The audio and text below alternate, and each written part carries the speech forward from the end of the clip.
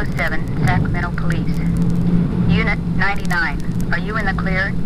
Unit 99 to KMA 907. Unit 99, Sergeant Meredith, 909, in service, on the air. This is Sergeant Dan Meredith of Unit 99 at Headquarters, Police Department, City of Sacramento, California. My detail is to ride in Unit 99, our tape recorder-equipped radio car, and to respond whenever the dispatcher transmits a signal to one of our other units on duty somewhere in the city. At the scene, we make the recordings which we provide for this program. Now, to tell you more about Unit 99, here is our chief, James V. Hicks, Sacramento Police. When Unit 99 takes off on the dispatcher's radio signal, everything which happens is real. What you hear, happened. This is the standing order to Sergeant Meredith, the officer in charge of Unit 99. Get it on the spot while it's going on. And as you listen, this is what Meredith does. Now, to Unit 99 and Sergeant Dan Meredith on duty. What is your location, 99? 99, 3rd and K King. Something on the fire? Yeah, file the beat man on lower K once it's to 940 him. The radio sergeant gave me the word just before he left the yard. There he is now. Yeah, File, I understand that you have something here for us. Well, this man came to me and told me that he had been rolled and robbed of about $400 about a week and a half ago from the other side of the river, and he woke up out of Yuba City, wasn't it? Yeah. Yeah. Me, I'm an ex-con. I got my discharge in my pocket. I showed it to you, Bob. That's right. You're an ex-con on what? 476 APC and 5 priors. Mm-hmm. I'm a heavy loser. I've always been legit. I mean, this so far, you understand my language, don't you? Mm-hmm. I never snitched. Nowhere. This time I got hurt by the wrong guy. Do you know this guy? Yeah, I know the guy. I know the guy that engineered the whole thing. No, you tell Officer File about this fella? Yeah, I told him about it. Bob, did I tell you about it? That's right. I know who the fellow is. Well, what are you going to do now? I think we'll take him over to the detective office and let them talk to him and check out the Yolo County report on it. Okay, you want us to take you over? Would you do that? Sure. Okay. Have you any idea if this man is around here right now? I know where the man works and I know where he lives. That person who did then rob me, rolled me, beat me, and so forth is known to me. That person is, and I do know that person well, is an ex-convict. A person, one of those people on parole who shouldn't be on parole. I speak that way because I speak from my own heart, because I'm an ex-convict myself. But I never hurt anybody. Were you going to face him? I'll face him in front of anybody and everybody. And I'll charge him with that which I know. And with a little bit of help and a little bit of sweating like I know the police department can do, with all due respect to them, I know that they'll get it out of him. I've tried to go legitimate. I finished a parole, a satisfactory parole. Yes. Yeah, sure. Maybe I'm making a snitch out of myself, yeah. But I'm one of those guys that went legitimate. One of those guys that's married with 2 kids. One of those guys right now that's got a little girl at the hospital, 13 years old, in San Francisco with polio. Yeah, I'm working. I'm making fairly good money, sure. That doesn't compensate for the fact that if I don't snitch on this guy here, if I don't get this guy taken care of, he's going to hurt somebody else even worse than he hurt me and hurt my family. Well, now, how did he know that you had this money? Because I broke the bill in front of him, and at the time he was tending bar. Well, he knew all about your finances then beforehand. Yeah, he sure did. He knew who I worked for. He knew the amount of money I made. Well, we'll go up to Dick's office then and check this out for you.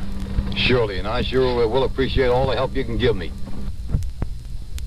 Now, this is Detective Don Fox and Bill Oakes.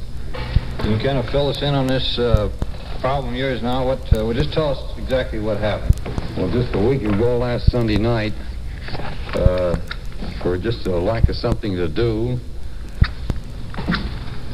probably a lack of excitement, I began to wander around the lower or west end of Sacramento, and wandering up 2nd Street off of I, someone called and hollered, and being inquisitive, I turned around and stuck my head in the door of this bar. And I, there at that time, met the person who did holler, called my name. Did you know this fellow? I knew this fellow in Folsom, yes, sir. How many were in on that deal? 2 of them. He engineered the deal, you figure? He engineered the deal. Well, was there 2 other fellows besides him? Yes, sir, there was. Well, let's go into the actual crime itself now. I mean, how it happened. Where, did they take you out of the place? Did they invite you to go someplace with him? Yeah, or this guy by the name of... We'll make him the number 1 suspect. He is the number 1 boy. All right. And then we'll use the number 2 as a John Doe, right? All right. All right. So I'm sitting between number 1 and number 2 here. Number 1 suggested he go over to Yolo and pick up his wife. And he asked me if I wanted to go along. Well, stupidly and innocently, figuring everybody is good people, which I should know better, why, I said, sure, I'd go along. And this number 2 guy said, well, he says, I might as well go along. We'll all go and get the wife and bring her back.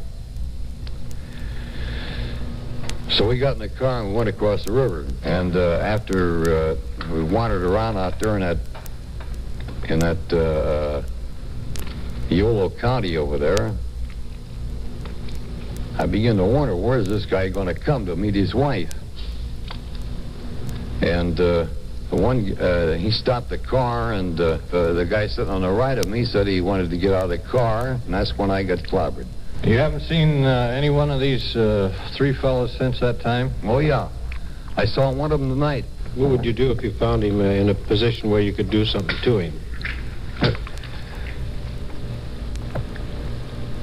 Yeah, now I got to hesitate and ask you. Wait a minute, I'm not going to ask you nothing. Look, I guess myself, I'm just off of parole. I finished a satisfactory parole. I'd like to be a citizen. I'd like to be a guy that'd go right. If I wasn't a guy that wouldn't go right, that isn't trying to go right, I wouldn't come to the coppers, would I? What did you go to the penitentiary for? Last time I went there for checks. For checks? Yeah. How about the first time? Well, I've been up for manslaughter. How many times have you been in the penitentiary? 5 times. 5 times? Yeah. How old are you now? 44. 44? Yeah. How much of your life have you spent in a penitentiary, would you say? About 22 years, 23 years maybe. Half of your natural life? Half of my natural life. I just got now to the point where I want to live and let other people live. You want to be a citizen now and live like the rest of us do, is that? If I didn't, I wouldn't come to the law. What was the manslaughter deal? That was in Nevada. What was it? Fight? Yeah. Or Guy automobile? No. Guy messed with my wife. I told him 3 times. Don't mess with my wife. Leave her alone. Well, what resulted in that manslaughter? I mean, did you shoot him, or did you fight him, or what? No, I beat his brains out against the telephone pole. You think you've learned your lesson? You're going to straighten out and live the life of the average citizen? No. Look, mister, for a publication or any place else, if I didn't think I could live and I haven't learned enough, I wouldn't come up here to the police department. We're going to try and locate the man who attacked you, and we will endeavor to see if it's not possible to get your money back. You intend to prosecute these men? Definitely. All right. You'll sign a warrant? I will sign a warrant. We'll have to have you come up here and take you over to the district attorney's office. We'll get a warrant for these fellows. I'll be very happy to go with you. This 5-time loser who never hurt anybody except the man whose head he smashed, lost his newly found confidence in the police overnight. He apparently had a change of heart because he failed to appear to sign a complaint as he promised. Unit 8 just got a call, 5300 block on Folsom Boulevard, of a man accidentally shot. Let's go out and see what it is.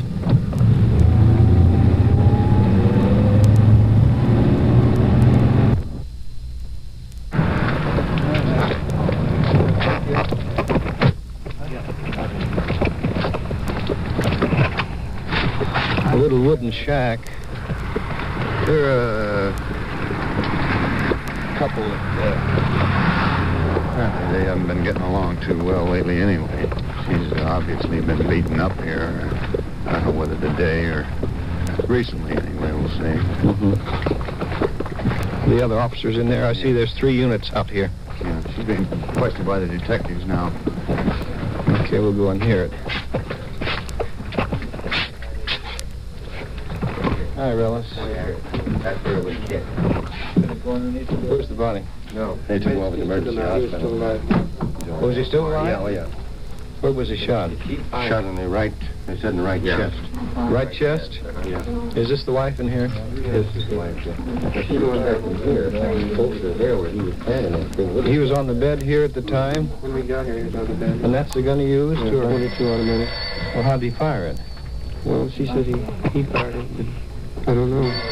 You know? She stated he fired the gun himself. He shot him through the right chest. shot himself in the right chest, yeah.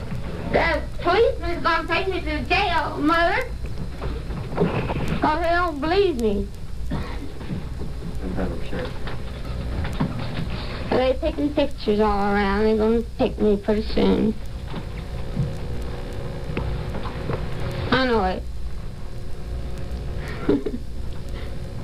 Yes, ma'am. I'm not crying.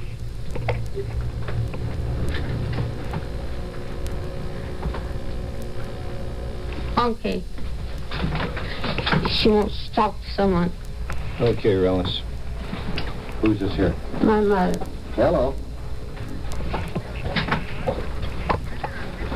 Well, we contact the hospital, and his condition appears all right at the present. We're going... Well, we'd rather not do that. We want to talk to him ourselves first.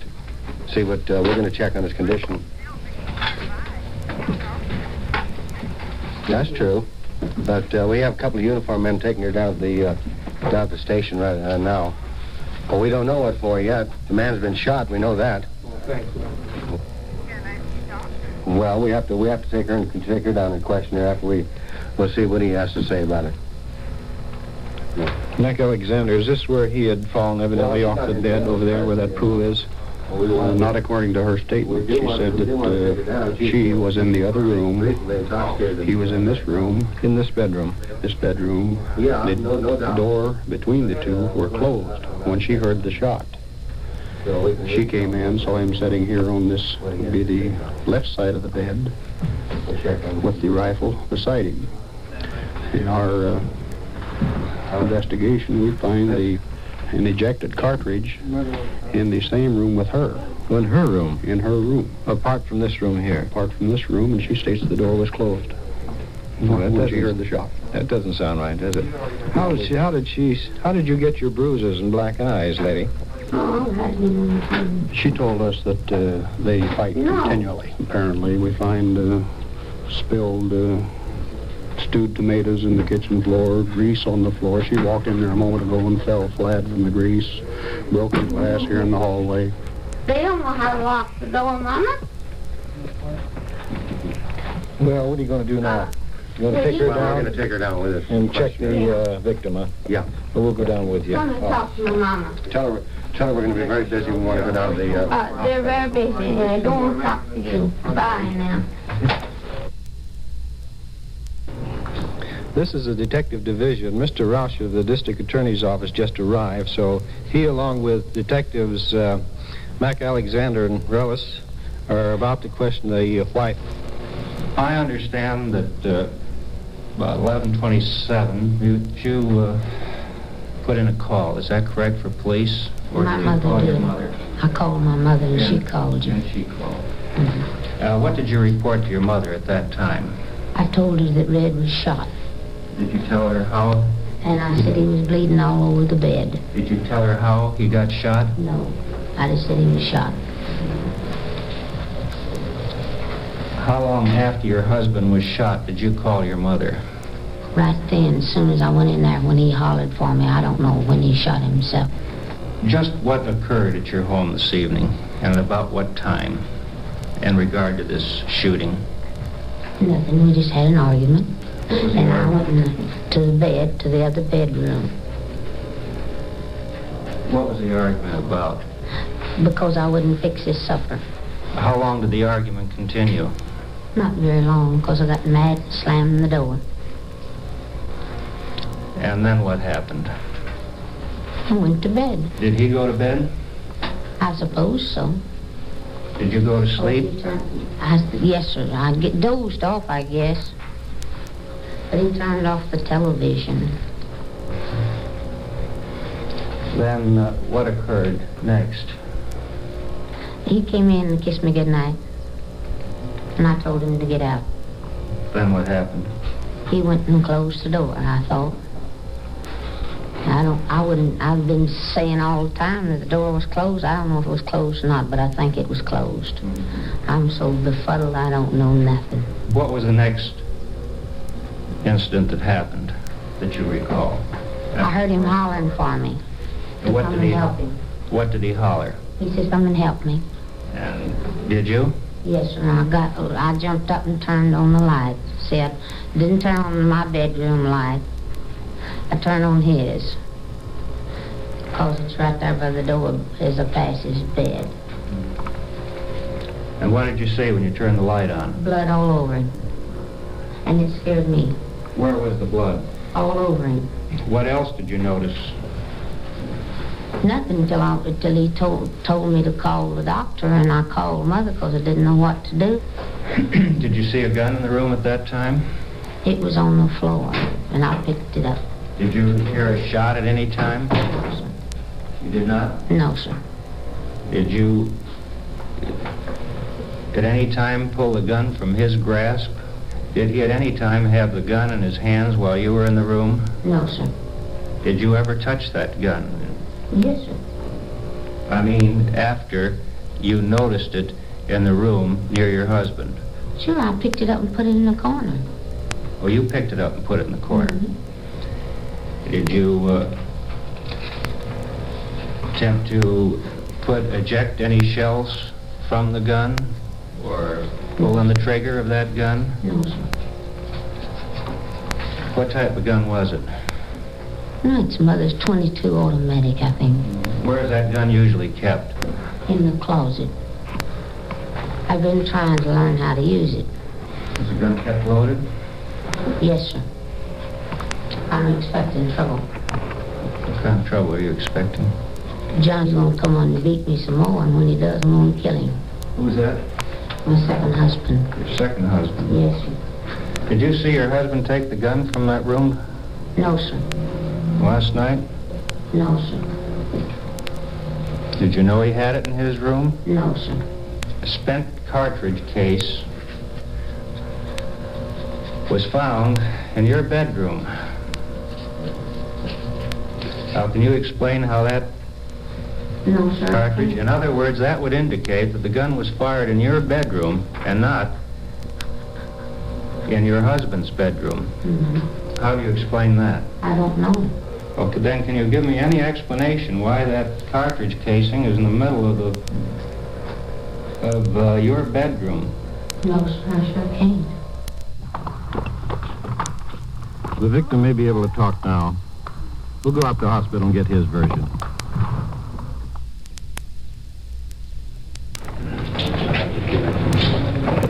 He's in pretty bad shape right now. We think he probably had some of his lung collapse. And now we're trying to get him upstairs so we can get a picture and get a surgeon tonight. We'd like to talk to him if we can. Can you tell us what happened over there? I shot with fell parking with my wife and grabbed the gun and I just pulled off too fast. Why did you shoot yourself? Huh? Well, I was trying to get the gun. She had the gun, you see. And I grabbed it. I got the gun. You say she had the gun in her hand? Well, she started to get the gun, and I grabbed it, see. And then she grabbed it, and I up and shot. Why would she get the gun? We just arguing. Did she threaten to shoot you? Or? No, she never threatened. That's trouble if I can figure it out. Why did she pick up the gun then? I had the gun there in the corner, see. When she reached in the fork, I grabbed it. She never threatened me or nothing. Were you wrestling over the gun when it went off? Yes. But it's pointed towards you? Yes, sir. And then she had to hold the other end of Yes, it? sir. Did she say why? I mean, did she give you indication that she wanted to shoot you? No, she didn't. What was the argument about? Well, first one thing, then another. I was drinking pretty heavy. She had to hold the butt end of the gun then, Yeah. huh? Did she have her finger on the trigger? Well, I know at the time. Well, you didn't have yours on the trigger, did you? No. But that's all right, is safety all right to shoot. Was the gun loaded? Who loaded the gun? I always kept it loaded. You always kept it loaded Yes, in the sir. house? Yes, sir. Any reason for that? Well, yes. Her ex-husband, he was threatened both of us before.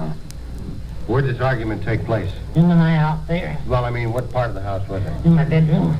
In your bedroom. Yeah. Is that where the shot was fired, in Yes, the bedroom? sir. That's the first room you enter when you come into the house. Yes, in the side. Doctor, where are you taking him now? We're taking up the x-ray. The sheriff want that shot. Thank you. What about this now, Relis? Well, we'll have a temporary charge, a holding charge of assault with a deadly weapon on her. You're going to take her down? Yes, we're going to book her. There were a few unexplained circumstances involved in this shooting. The stories of the man and woman varied in several respects. About the only points on which they agreed was that there had been an argument and he had been shot.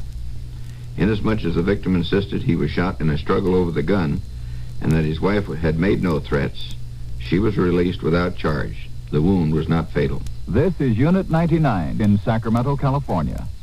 These on-the-scene tape recordings were provided by the Sacramento Police Department and were made on duty by Sergeant Dan Meredith in Unit 99. Your host is Chief James V. Hicks of the Sacramento Police Department. Unit 99 was directed by Tony Kester and came to you from Sacramento. Unit 99 to KMA 907. Unit 99, 908 coming in. End of tour. Check 99, KMA 907.